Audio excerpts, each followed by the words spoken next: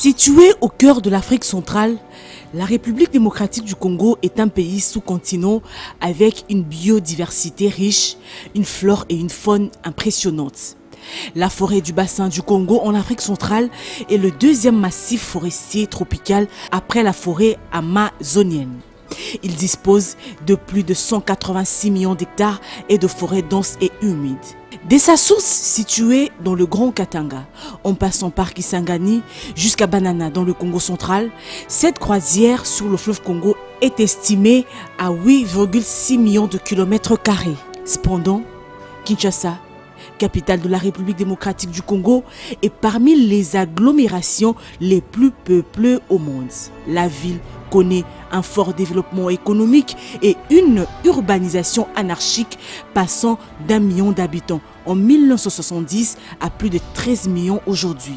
Ainsi, la population de plusieurs villes du pays, dont Kinshasa, connaissent plusieurs problèmes d'ordre environnemental tels que les constructions anarchiques, le non-respect urbanistique et écologique, les érosions, les inondations et un autre problème pas le moindre, l'insalubrité.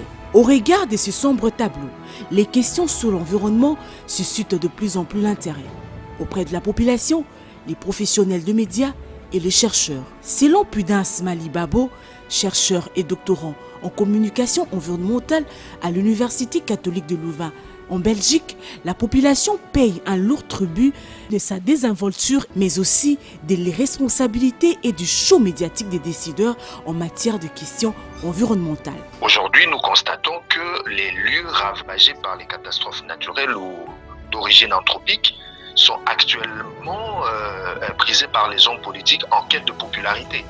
On voit que sous les décombres des zones dévastées par les érosions ou les inondations, ces hommes politiques se présentent en messie et font des promesses qu'ils savent d'avance qu'ils ne vont pas tenir.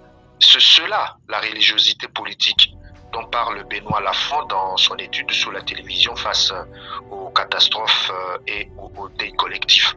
Un autre grand problème que connaît la capitale Kinshasa, c'est la mauvaise gestion des immondices.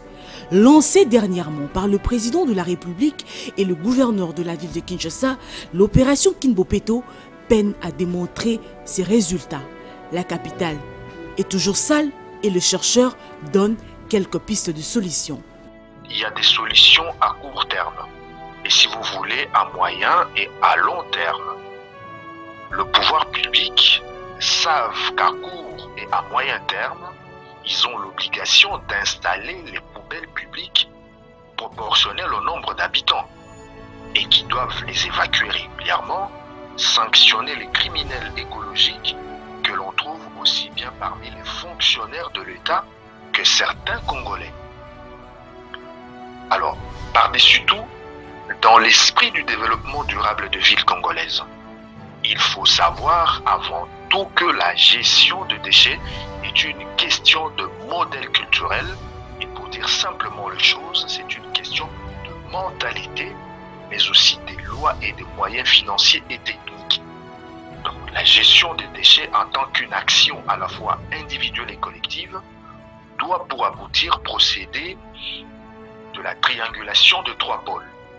Le pôle de mentalité, le pôle de loi, le pôle de moyens financiers et techniques, étant donné que dans le cas spécifique de la gestion de déchets dans la ville de Kinshasa, qui est la nôtre, nous aimons bien cette ville, la coercition a montré ses limites.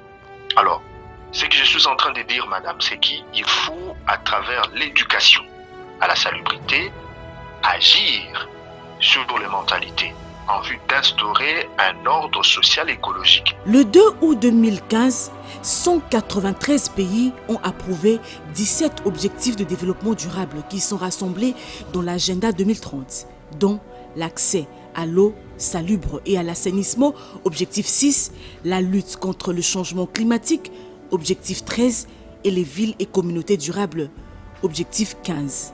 Les inondations, les érosions ont endeuillé plusieurs familles à Kinshasa et plusieurs villes du pays. Il faut respecter les structures écologiques et urbanistiques. À l'exemple de la cité du fleuve, les locataires craignent les pires à cause des inondations.